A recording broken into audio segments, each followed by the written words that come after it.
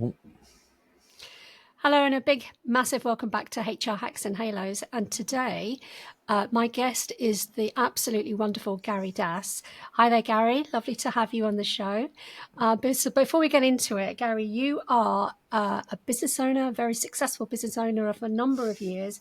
You're also a mentor, you're a coach, you're also a father of four. You've got a hell of a lot going on for you. But before we kind of get there, do you want to just introduce your business and tell us what it is that you actually do for the good of all of us out there? thank you very much indeed for having me as well. I've been in financial services as a mortgage advisor since, 20 years, 2004. That's Wow. predominantly my main business, but I've kind of made that run autonomously without me over the last few years.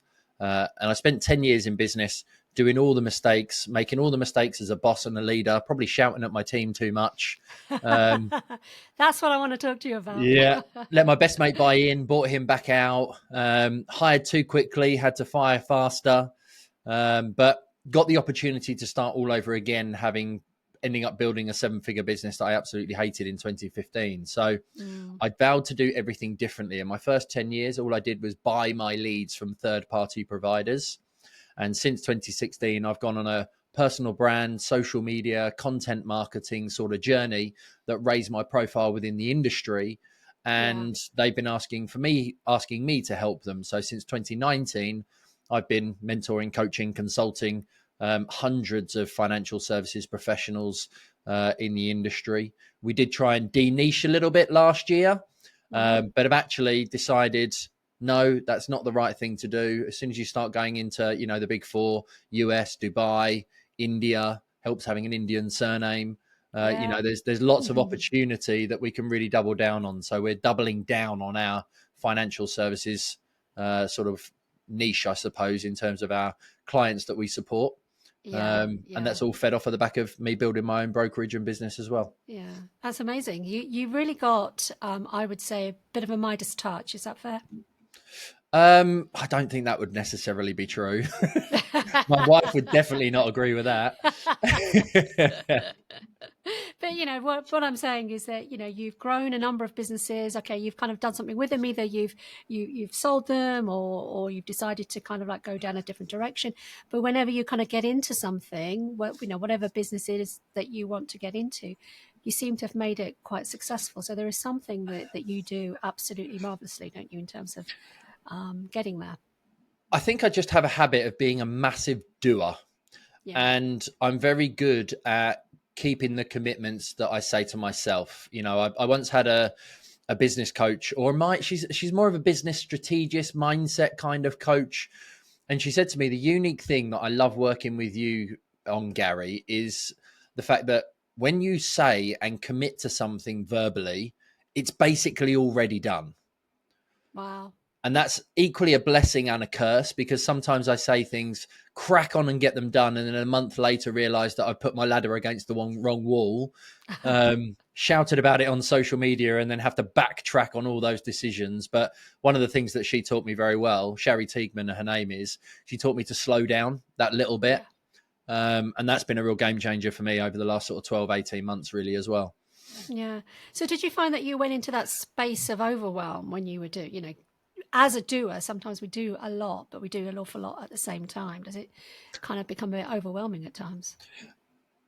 Yes, but I kind of thrive in that environment Hmm. in a weird kind of way. Whenever there's too much on my tick sheet, I'm quite good at taking that mess and turning it into a priority list. Hmm. I'm a very process, maybe it's because of my mortgages, I suppose, but I'm a very process systems, journey based individual. Give me a flat pack IKEA furniture, I'll get it quicker than anybody else. But give me a hammer and a screwdriver and a bits of wood, I would have no bloody clue. Yeah. So Yeah. yeah, I don't get massively overwhelmed. Okay. So you're really kind of putting that, the stuff that you're talking about in terms of systemizing and scaling kind of into full practice, because you're kind of like, you're niching, you know what it is that you need to do. You're kind of slowing down, you're kind of like rethinking and taking the right steps in order for your business to be successful. Yes, yeah. Mm. Okay. So the podcast is really about changing company culture. You know, I want to call out bad boss behaviors. I mean, I've experienced them myself, and there's an awful lot of us that have kind of had bad bosses through their working career, and actually it can be really quite stifling. So I really wanted to talk to you, not only to find out how you are in terms of your success, because ultimately systems and scaling is great, because that is you know, very much part of the infrastructure of any business, but actually it's people as well, isn't it, that Definitely. really kind of is the heart of that business. They all need to be sharing what you are wanting for that business and kind of pointing in the right direction and same direction. Absolutely. So I want to really kind of get into the nuts and bolts of what it is about you as a business owner and as a manager. What is it that you do with your people to make your business so successful? Can you perhaps describe yourself first of all as what kind of a manager are you? Uh, One who likes a team that can thrive autonomously. Right. Um, What does that mean then? I'm quite militant with myself in the way in which I do many things. Mm-hmm. Very habitual, very routine driven. In most circumstances, extremely disciplined. But equally, I was always the person when I was at football, and I sort of knowing a little bit more about personality profiles and stuff now.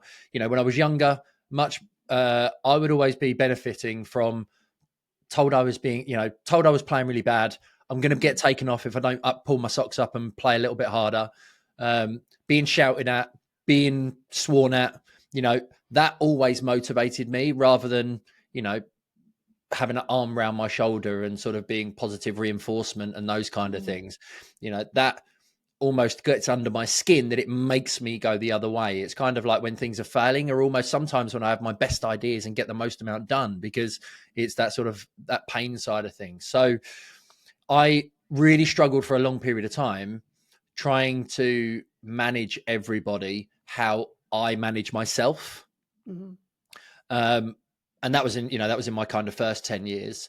In terms of now, I'm very much a teach, uh, show, observe, crack on, and then have KPIs that sort of track the success of whether we're performing or not. Like, I don't care what Yeah. hours people work, as Yeah. long as the job's done. If it's specific enough, you know, it doesn't. I don't work specific hours. I work when I need to in a way in which I want to. So having an autonomous team is having people that see themselves a little bit more of intrapreneurs rather than um, just a number or a cog in a machine. Mm-hmm. I don't want a Okay. sausage factory as a business. Yeah, no, absolutely. And that's really refreshing to hear, actually. But can I just delve into what you mean by an entrepreneur? What does that mean for you? So someone who takes an entrepreneur is someone who takes a bit of a risk and takes ownership. And, you know, my dad always said to me, you know, I'm a business owner. I've only ever had one business. You're an entrepreneur because you have multiple businesses. I thought it's quite a nice way of putting it. Mm, But also as an entrepreneur or a business owner, you do take on an element of the risk, but you're creatively thinking about the business. You're looking at ways that it could be improved. You're thinking about systems, processes, marketing, sales. You're treating it as your own little baby, mm, and I try and recruit people who have that same mindset. So my social media guy, you know, he owns that. The way the videos are edited is owned by the guy who's editing, and his goal is to, mm, you know, edit them in a way that gets more views. yeah, My PA is in charge of those areas, so it's like that's your department. You know, you work with me. I believe we're a team. We're not a family. I hate that analogy, but you work with me, not for me. yeah, My job as a leader is to serve you and make sure you're happy and able to perform at your best. But in order to be able to do that, you need to take ownership of your role, your responsibilities, your day to day, mm, and constantly seek to improve it and better it. And that's how you're going to get, you know, an increase in salary or more time off or whatever your priorities are for your own yeah. individual life. Yeah, yeah, yeah. I get that. So you're kind of putting that burden of responsibility in terms of their individual's career, in terms of how individual get on on their own shoulders, and that's exactly the right thing to be doing. I absolutely concur with that. But I'm quite interested in what you said when we first started out, which was, in terms of you being on the football pitch and getting shouted at and getting pushed, etc. That was your key kind of driver. Do you think, how do you think that kind of shaped you as a manager, being pushed and kind of like being so driven? Does that mean that sometimes elements of that actually are then reflected in the way, in your style with others? In my early years, yes. As a 43-year-old, I've got way more emotional intelligence. Yeah, I now also have 4 children who are all very different. And, how I have to motivate and inspire them is completely different. yeah, Um, so I didn't understand anything about personality profiling, or, we use contribution compass. You've got 4 energies and 8 different profiles within that. Of yeah. course, we are all 8, but it's where you are best. So yeah, my first 10 years, I used to manage everybody how I used to manage myself. And I think the team still liked working with me, but it was very much run like a military camp, if we called it Yeah. that. You've got to be in on time, you've got to leave on time, or, you've got to be in Yeah. on time, got to hit your numbers, got to make a certain amount of calls. Yeah. It was very, this is the things, and I would Yeah. track that to the nth degree. Yeah.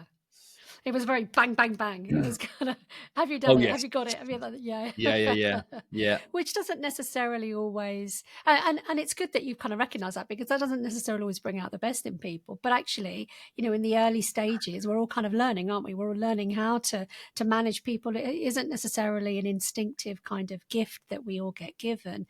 We have to kind of bend and manage all of the different people that we have in our team makeup. How big is your team, by the way? How many people do actually work for you? So I have 7 in my office now, Hmm. and then I've got 14 that are remote, Right. Okay. Okay. So a and then fair some free, size of yeah, people. and then some Yeah. freelancers in and around that, really. Yeah. Yeah. Yeah. I get it. I get it. So that that is a still a fair sized team to have to manage and have to kind of motivate. Apart from kind of getting them to understand what needs to be done and then leaving them alone. Is there anything else that you do to try and motivate them and get the best out of them? Yeah, so we do we get together every month and we do something separate, and everybody takes Mm, control over that monthly event in terms of organizing what we're going to do, then having a topic in which they want to bring something to the table to then discuss, whether it's about the business or whether it's about something we can do for clients. That's completely up to them. Whether it's something passionate, recent one was charitable work was sort of brought to the mm, forefront, and we should consider doing more of that sort of stuff. So that's more of my employed team, or my mm, head office team is what we would do monthly with that. The rest of the guys, they're Sunderland and Scotland and Birmingham and Southampton. So we get together with those guys quarterly, but we do a monthly Zoom with those guys. We get together quarterly for 2 days. With the HQ team, we obviously sit down every single week and have a weekly meeting, and we do mm. spreadsheets and data. Um, and we always celebrate birthdays. We always celebrate, should someone leave. We've had that this week. My PA, after 2 years, has left this week, having got herself an American boyfriend and then fiance, and now going to live in Washington. uh, you know Oh. so yeah, a big change of life for her. We considered remote, but we run in-person mastermind, so it just wouldn't work.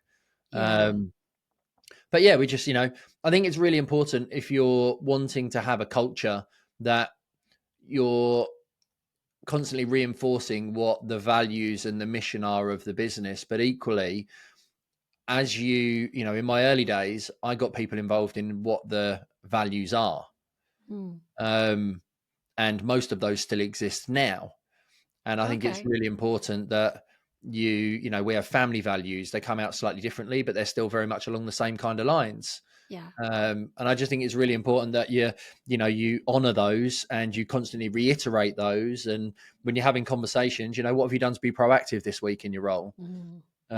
Uh, you know, when someone's having a bad day, which we generally do, remember, one of our values is a 7. One of our values is positivity. If you're a Yeah. 7, what can we do to get you to an 8? Yeah. Yeah. And everybody Yeah. tries to help build each other up and lift each other up to be able to achieve Yeah. that. Absolutely. And I love that, because you are, I know you said that you don't like reference to the team as a family, because that's a bit trope, isn't it? But actually, you're a team. You're well kind of gel together, and you kind of support one another, which I think which is a really lovely thing to do. And obviously, and do you see the benefits of all of that kind of coming through in terms of how successful you are in your businesses? Definitely, yeah. I hate the family analogy, apart from the fact Mm. that mine is probably the most dysfunctional that I know. Um, Everyone I meet has got some form of dysfunction in their family, Yeah. and Goes as with the soon as territory, I reckon. yeah, exactly. And it's very hard to have those open, honest, direct conversations in a family. Emotions get in the way and you worry about what other Mm, people think. And, I've got a family member or a brother that won't talk to me because of I told him a few things he doesn't like. And you mm, can't have that in a business. It mm. just doesn't work. So Yeah. I always say in my interviews and when I'm talking to people, remember we are a team. Your job, and I use Manchester United because that's the team I've supported since I was 6, but Yeah. your job is to be the best player in that position. And we'll train together, we'll eat together, we'll have fun together. We work towards one common goal, and such is life. There might be extra things that we're going through that course of the year, or there's an extra competition we've got to do in football. You might have things, you've got holidays you want to have and things outside of your life that are going on. Keep us in the loop, because Mm, that's going to impact the way you perform in the business and on the pitch. Doesn't mean you yeah. need to tell everybody, but make sure you communicate with me as the sort of I say, I'm the owner. We have a manager, and then we equally have a captain in the office who's the most positive person, and that person's job is like always to be lifting morale. The Yeah. manager's job is always to just be making sure everyone's happy and ticking along quite nicely, and everyone's got their own empowerment in the job that they're doing. And Mm, if ever they need to sit down with me, then I'm always there as well. But I'm thinking about strategy, direction, yeah. um, and kind of yeah. So I use sport a lot. Yeah. I can tell. So Yeah. you're a big Man U fan by the sounds of it. I used to be. Since having children and a wife who hates football, it hasn't featured on the TV as much. But now my little boy's 6 and starting to play first under sevens season this year. It's definitely becoming back to being a passion. But Oh, yeah, it's good brilliant. fun. Yeah. You can never stay away from it for too long. It always comes back and grabs Yeah, you almost again. definitely. Yeah. And again, and just going back to the point that you were raising, I think that's, again, absolutely. I mean, families are families. We're always going to have arguments. We're always going to kind of like have arguments, and we're going to love one another and then have arguments. But actually, within a working context, yes, we can be a team, but actually, there's a different dynamic that does go on, and we can't always be, there has to be a different way of working, because sometimes some people are just not going to fit in, no matter what you do, no matter how much you empower them, no matter how much you breathe down their neck, it isn't going to be a good fit. Have you had any of those kind of scenarios in your team?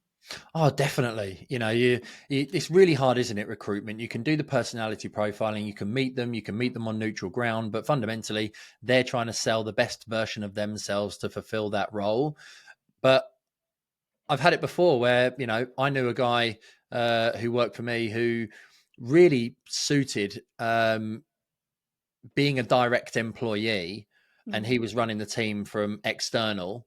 He was on his own, quite isolated, doing sales management, if we call it that, for my advisors, and excuse me, doing sales management for the advisors. And really, he found it tough. All right, it's being yeah, on Zoom. His personality loves to be around people. yeah. And you could feel that. He found it difficult on Zoom. And it's one of those situations that I've had many times, having recruited 60, 70 people since 2006. Um, it's actually doing not only yourself a disservice, but you know what it's like. I'm sure most people listening to this, I know I have done. You stay in a relationship when you're younger that little bit Mm, too long, and then it gets horrible, and then it gets gripey, and then things get a bit negative. No, you should have dumped that person, or they probably should have dumped you much sooner. But you're both kind of clinging on to think it might work out. yeah. And now I just quite openly say to people, I don't think this is working out for you as much as it is for me, based on Mm, what they're feeding back. And I think that's the right thing to do. Not every role is right for every individual, and not every company is right for every individual either. Yeah, absolutely. It's about the culture again, as you were saying, Yeah, and also the values, isn't it? Either yeah, that person's going to fit in or they're not. But it's kind of recognizing that earlier on so that people do, you and that individual kind of like save an awful lot of angst and actually go your own separate ways. But it's how you support them in terms of, kind of giving them that message, it's time to go on, time to move on to something else. So how long did that person actually stay with you before you kind of started to recognize that it wasn't a good fit? September 2022. We opened an office um, under him, only a small one, in about the September 20. No, it can't have been September 21. It must have been October 21. Had it Mm, until um, yeah, September 20, and then around about July 2021, because it was remote. It was a bit okay. harder to pick up on. Yeah, And yeah, obviously it yeah, was during COVID, so he's feeling that as well. There was kind of yeah. a double on that front. Mm. But a critical role by the sounds of it, because he was opening up an office for you, so obviously a Yeah, big yeah. significant investment.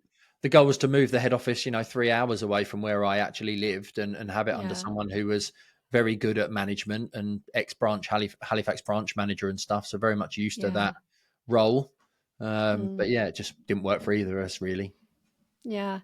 Do you think Zoom, I mean, you've already mentioned it, that probably Zoom wasn't working under, the constraints of remote working, probably didn't suit this guy. But, what are your thoughts about remote working and how the hybrid working, etc.? What are your thoughts on that now? It's hard to say because I don't have, while I have the guys who are working from home, they are almost commission only contracts. Okay. So they're in control of their own destiny. What Yeah. I haven't got any employees who do full time hybrid working or full time remote working. What I do allow, I'm very flexible in terms of how I have my working environment. And, if someone needs to work from home or there's a dog that needs to get sorted out or, they're waiting for a delivery, um, that's not a problem in the slightest for me. But I've got a team of people who do like being in the office. Hmm. What I can say though, I was speaking to a guy at the weekend who said that Monday to Thursday, his business sends on average 3,000 emails per day. And he notices that only 300 get sent on a Friday. So 10%. Right. Yeah. He's not a fan, multimillionaire, big 150 people on his team. He's not a fan of hybrid remote working. What I can Mm. definitely see within my own advisors and people who work from home is their sales are less than the guys who work in my office. They're Yeah. not as proactive. They're more lifestyle orientated. I think for some, I don't have a problem. I'm way more productive at home. But that's because it's necessarily my business. I think for most employees, I think it's been proven that there is less productivity in working from home. Mm. You'll do things a little bit slower. You won't get as much done. You go and pick the kids up. It then takes you longer to get back in to the throw of everything. It's just, I would much rather have a team that are together as much as possible, really. Yeah. Yeah. Yeah. So if you had your choice, what would you do? Would you want everyone back together in an office environment? Yes, at least 3 to 5 days a week. Yeah. 3 to 5 days, so almost full time. Yeah, yeah. I think I Yeah, think I think anything up to 2 days per week working from home is fair yeah, enough. I don't yeah. think if you're part of a business and a company, then I know people who do make that business work remotely really really well, but they have time trackers on the computer. They Mm, have a certain number of calls that are reported on based on the length of time that calls are being made and being received. How long between each call, how long each call is. They are entirely data driven businesses that tell whether that mm. person is performing to their best or as an average individual. So therefore, they can always manage through that data driven side. I don't want to run that type of business, which for me puts me off doing lots of remote working. Yeah, yeah, yeah. No, I understand that. And actually there are certain industries, and it sounds as though the person that you're talking about, that business owner, has very much it's very sales driven, it's very high targets that people have to meet. So you can see a correlation between the days they're in the office and the days that they're not in the office. Yes. Would you say that partly that is to do with the way perhaps the culture is in that organization and the way they're managed? Are there ways around that? I just wondered if there's an alternative kind of what's the word I'm looking for? Not solution, but alternative explanations for why there's a dip in productivity on the Friday. Yeah, it's the conversation that he kind of had is he said that he can't necessarily put an exact finger on it, but it's Friday, so naturally people are a bit more chirpy on a Friday and got a bit more freedom and autonomy. But equally, they're at home, they're probably just not working. They've got the Friday feeling and just not working as efficiently or effectively as they could or perhaps should. But yeah, we didn't have a massively long conversation around it. Yeah, it'd be really interesting to see, because I would kind of say that probably what's going on is that you have when people are in the office, they're kind of there, they're present, they kind of have an environment where you've got your manager sitting right next to you, so naturally you're kind of there and there's no distractions. When you're at home, you're right, there are some distractions, but does the working day become slightly longer so you can still be as productive? It just happens to be that the day is slightly longer to accommodate the fact that you're going to stop and go and fill the washing machine or go and pick the kids up or take the dog for a walk, or the natural things that you do in life, but it just means that you kind of slip them into other parts of the day rather than just the 9 to 5. And there are other organizations that kind of look at how they can spread that natural kind of targets and things across the day. But it's horses for courses, and different business owners will look at these things in different ways in terms of how they want to work and engage with their employees in different ways. Definitely. I suppose. Definitely. Going back to values for a moment, because I know we started there and I didn't really tap into it. What would you describe are the values of your business?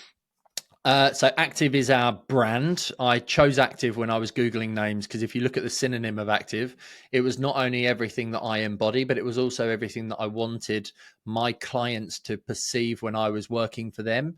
Hardworking, diligent, industrious, fast paced. They're all things that I live and breathe by, but equally I think are really important in our industry. So it's active, positive, personal, professional, and proactive. Great. So we've always kind of embodied those. So we're personal because of the relationships. We're personal because we use first name terms, but equally we are professional in the way in which we carry ourselves. Even though I sit here in a tracksuit top, I don't think clothes dictate the type of individual that you are. And even with my children, for example, if I say work hard, every single one of them, well, bar my 21-month-old, of course, because he's only just started speaking, but and my 6-year-old still gets a couple out of the wrong order sometimes, but I'll just say work hard, and my girls straight away, 12 and 10, will go work hard, have fun, be kind, persevere, be fearless. So they know, yeah. Yeah. And they come in and they'll reel that off. And it's the same principles that I apply kind of in the work side of things as well, because they're just the same values, but just put in a different wrapper, because that's more applicable to the kids rather than professional and personal, Yeah. And how do you keep these values alive in terms of your work and your employees? How do you keep them, keep them fresh the whole time? Yeah, we interview based on them, and then we constantly bring them up. So we talk about them in our team meetings every week and go around the room. And it's like, right, what have we done to be positive this week? What positive impact have we had on the business? How have you shown positivity in the company? Where have you gone above and beyond in relation to your professionalism for a client? Where have we made an extra personal connection? Or even what have we done to increase our personal connections with clients? So we're just kind of always being mindful of them and thinking about ways in which we can bring that to the forefront, and having that assessment with each other around it as well. Yeah. Okay. So, and again, I like that. But we've obviously got your perspective. Flipping that round, what do you think your employees think of you? What do I think my employees think of me? It's a good question. I haven't done 360-degree feedback for a while. I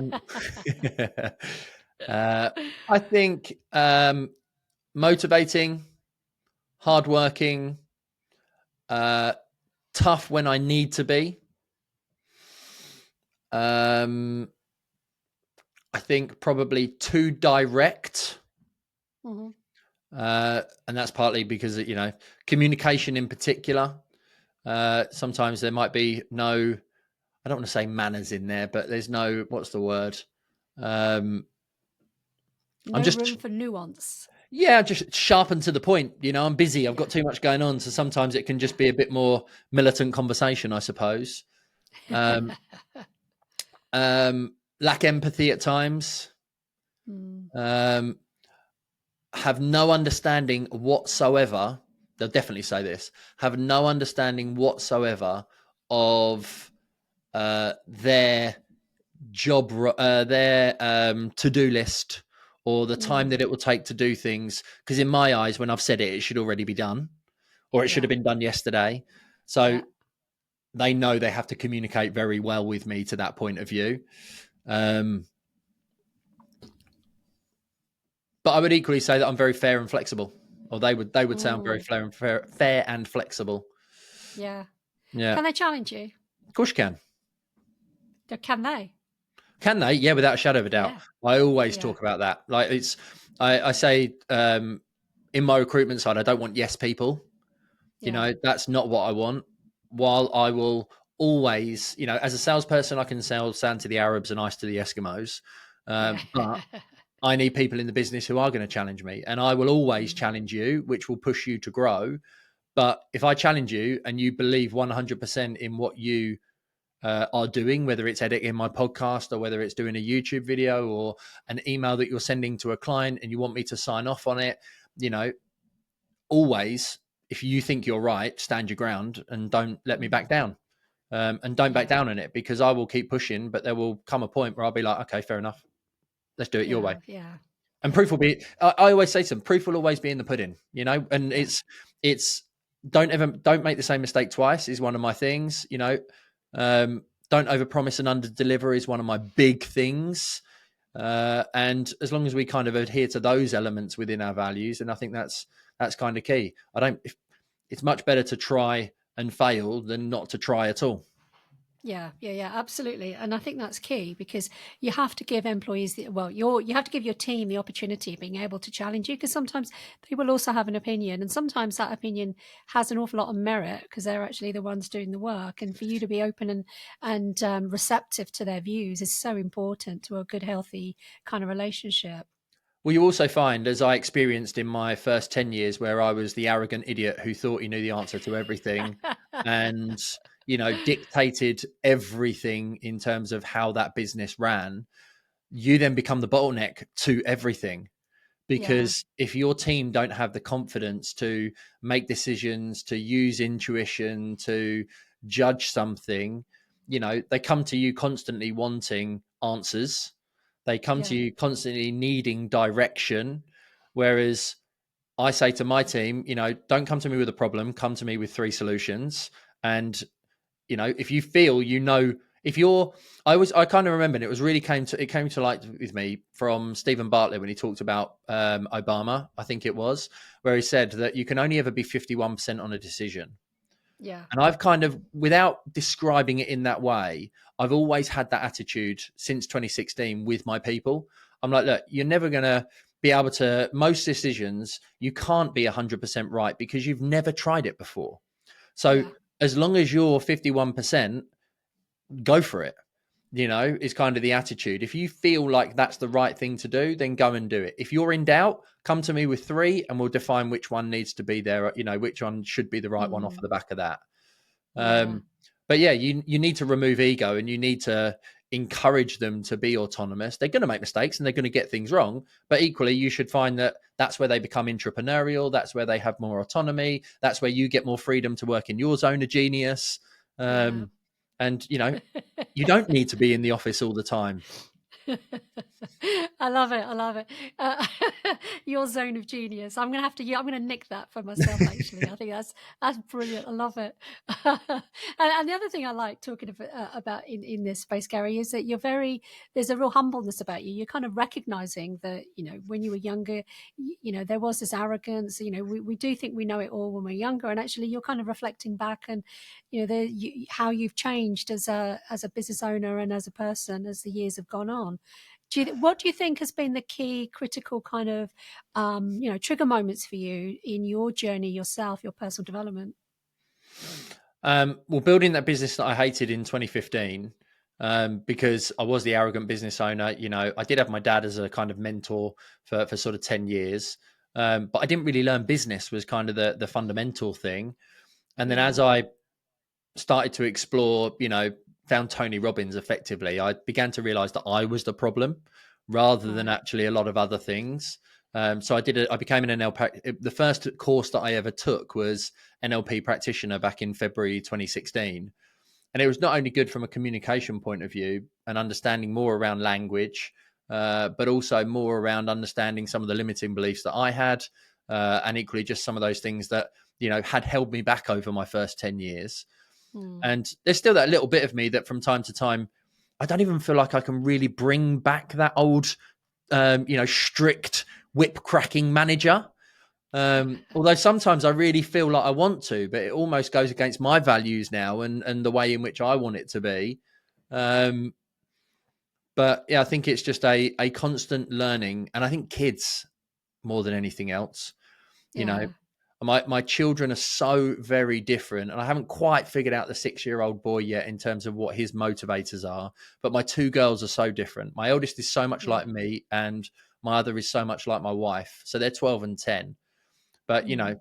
I always remember being at sports day, and Amelie was in the cross country race, and I shouted and was like, "Come on, Josie's beating you." And one of the mums was like, "You can't say that." And I was like, "Why?" And she was like, "Because you can't compare her to another child." And I was like, "Okay, your child, I know mine. Leave it to me." And when Amelie came off at the end, she actually ended up catching up and getting she beat another person. I think she came third in the race or whatever it was. Yeah, And I purposefully said, "How did you feel when I mentioned that you were, chasing down Jodie?" And she was like, "Josie, it made me run faster." I was like, yeah, if I'd have done that to my other daughter or made any reference other than bigged her up and said, "Come on, Willow, you're doing so amazing. Keep going. Don't stop. Don't walk. Just keep jogging along. All happy, jolly." If I'd have done what I did to Willow with Amelie, Willow would have just stopped and walked the other way. yeah. So understanding that, I think, is kids teach you so much, not only about yourself, but equally about management and leadership and different Correct. Yeah, personalities and everything else. So I think that's been yeah. a real fundamental Absolutely. thing. Yeah, and it's lovely that you bring that personal story into this, because actually you're right. Children do. I've got something very similar. I mean, I'm both my son and my daughter are very, very different. My son's like myself, and he's like totally bang, bang, bang, bang. Everything's got to be done, and it's all got to be done in a strict regime. Whereas my daughter's very more laid back, and none of that actually appeals to her whatsoever. And they've got to find their own way, haven't they? But it's tapping into all of these different styles that individuals have, and knowing what are the triggers for them that will actually bring out the best in them, as we do with our children as parents, but actually as with our employees as managers as well. Yeah, and it's if you've got people who need to meet deadlines or tasks in the job or to get certain things done in certain orders, some people are going to get overwhelmed by the number of things that are on their desk. And as a manager or a leader, they will need you to sit down with them and help them to prioritize and work that all out. Whereas other people will, look at it and go, "Oh my God, I don't even know where to start." But they won't say anything because they're fearful of their job. And then you'll have others who will just be able to absolutely smash through a mountain of stuff and be very autonomous and everything else. But then what you'll probably find with those types of individual is their administration and their paperwork will be horrendous. Yeah, So yeah. it's just sort of understanding you're never going to have good without bad. But just knowing how to motivate, how to inspire, finding where people's weaknesses and strong points are. And Mm. I think it comes from us being in school, doesn't it? Because we're told that don't get somebody else to do your homework because that's cheating. Well, that's entrepreneurship as you get into business. Yeah. You're told that you need to work on your weaknesses in the subjects that you don't necessarily enjoy. Whereas Yeah. actually, if I don't enjoy it, I go and get somebody else to do it for me, and it's like you didn't see David Beckham doing free kicks with his left foot. He just constantly did them with his right one. Yeah. So, There's I that football always analogy again. I love I it. can't help it. But that's the thing. I'm like, I say to my team all the time, your job is to find the 20% of your job and your role and in your day to day that you don't enjoy, Yeah.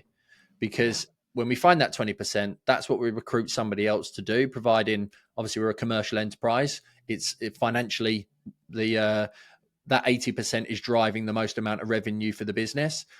The 20%, no matter what we do, you'll always offload it, but in your new level up, you'll get another 20%. But that's how we constantly keep growing, is by you focusing most of your time on the 80% that you enjoy, but also the big percentage that drives the performance of the business. Yeah, absolutely. Absolutely. So, Gary, you are a big mentor and a coach to other business owners. What are the key things that they come to you with? What are their key issues and challenges? So majority of mine are advisors and financial services business owners, and they have a Yeah. very much an employee mindset.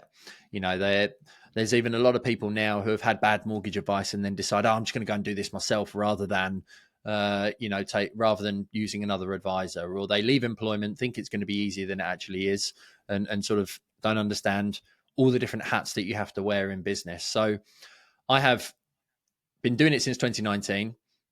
They'll come to me really mostly wanting leads is kind of the big thing. Like, how do I get to speak? How do I Okay. get more inquiries and more deals? Yeah. But in my highest level mastermind, for example, those people have added as an average about 115,000 in turnover over the last 12 months. That can be Amazing. anything from, removing themselves from the day-to-day operations to managing and leading their team, to identifying and understanding their finances and monitoring their cash flow to be able to recruit more efficiently, as well as all the marketing, sales, strategy, business model. Systems is a big thing we're putting a lot of time, energy, and attention into, because that's equally something really important for this podcast. I'm a firm believer that most problems are not a people problem. Right. Most problems are actually a process problem. Yeah. Because if you have a process and you document what that process is, and then you're able to systemize majority of that process, particularly with, a CRM now, or even AI in some instances, then you bring a person in who manages the system that therefore delivers on the process and the way in which it's been worked. That's why Yeah. McDonald's are able to take anyone really with any level of IQ and make them great, is because they just follow the system, and that's built upon Yeah. a process that works. The Yeah. only time that it becomes a people problem, and I do this first, is when I believe I have a people problem, I actually look at our process and I look at our system and I look at our steps and see Yeah. if we can put something into place, like an automated task or a reminder.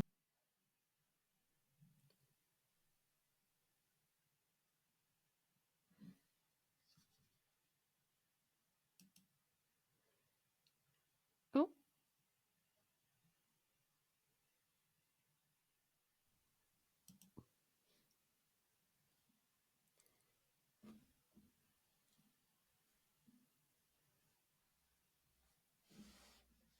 No, what happened? oh, I've lost you. Oh no, I lost you there for a minute. It says that due to a change in their devices, did you switch to something else?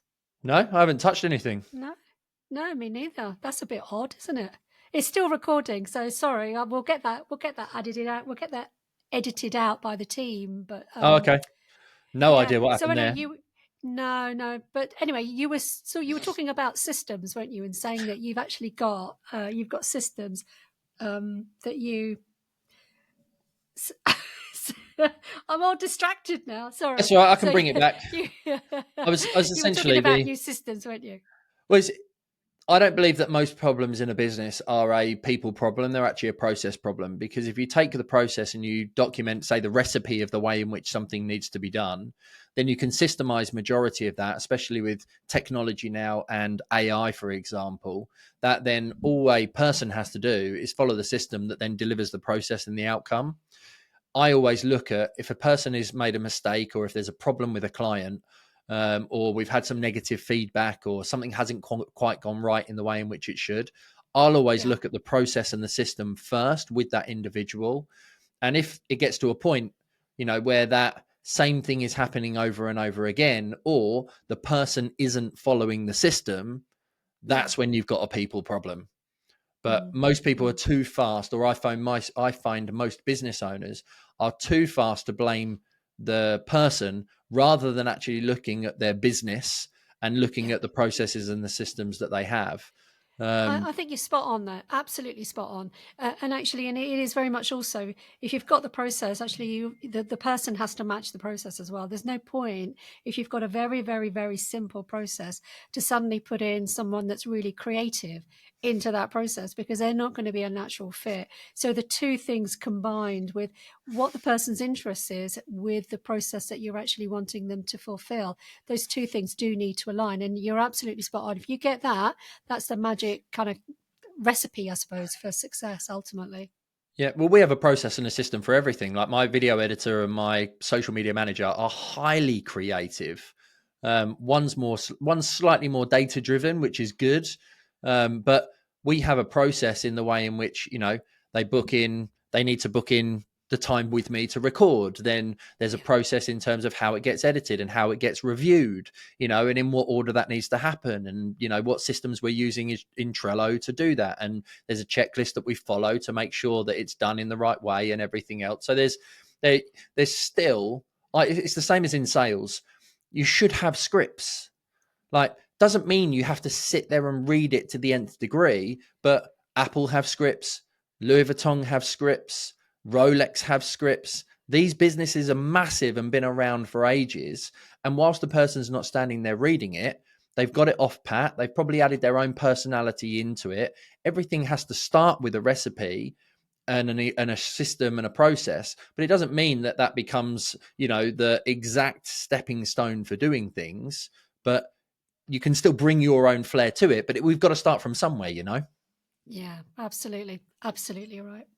So, Gary, we are rapidly running out of time. I could speak to you forever. It's been absolutely fascinating talking to you and kind of getting your insights as a business owner, and how you've actually taken that people journey. Because you've got to, ultimately, your business, yes, I hear your point about systems and things, but actually you still need people to carry out those processes and those systems, and the two, bringing them together, is ultimately what makes the recipe for success. So thank you so much for that point. Any last minute kind of thoughts or shares or lessons learned that you want to leave with the listeners for this podcast? um, I absolutely love what Elon Musk did at X or Twitter, which I know it caused uproar, turning round and basically looking at the team and firing half of them because of a lack of productivity, and Yeah, then releasing a job interview, a job advert that, not along the lines of saying, basically, if you want to work ridiculous hours every day, harder than you ever have done in your life, not see your family or your kids, but change the world in the process, um, uh, and do it on a decent salary, etc.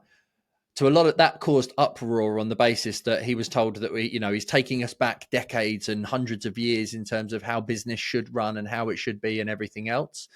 But I think often as business owners, we play too safe, because yeah, there are people that absolutely loved that job advert. They've got no personal yeah, commitments. They want to be part of something big. They do want to work 22 hours a day on the thing that yeah, they are absolutely passionate about. So yeah, I think it's really important when we're recruiting or when we're building teams, that we're honest with ourselves in terms of how we want it to be, who we want to be around us, because you spend more time with your team and your employees most of the time than you do your family. So yeah, why try and lead people up a garden path with bad expectations and an unrealistic view of what it's going to be like in that company?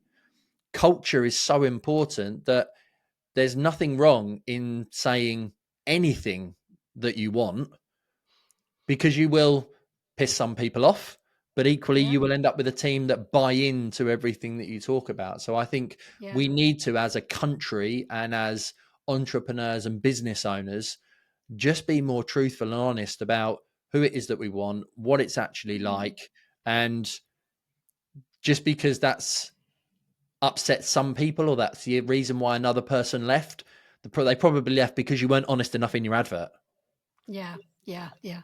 It's an interesting point actually, and you're right. I mean, he is very much a Marmite character, isn't he? But at least there is a freshness in that. At least you know what you're getting.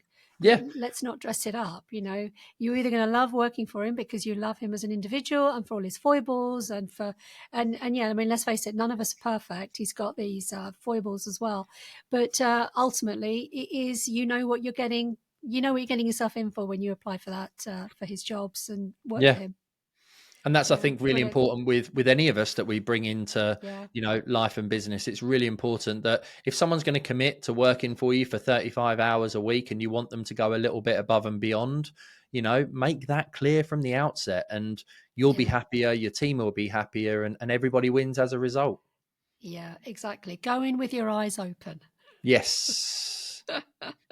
And that's true of business owners as well, isn't it? Keep your eyes open. You just never know when, when something's going to happen, and you've got to stay on your toes.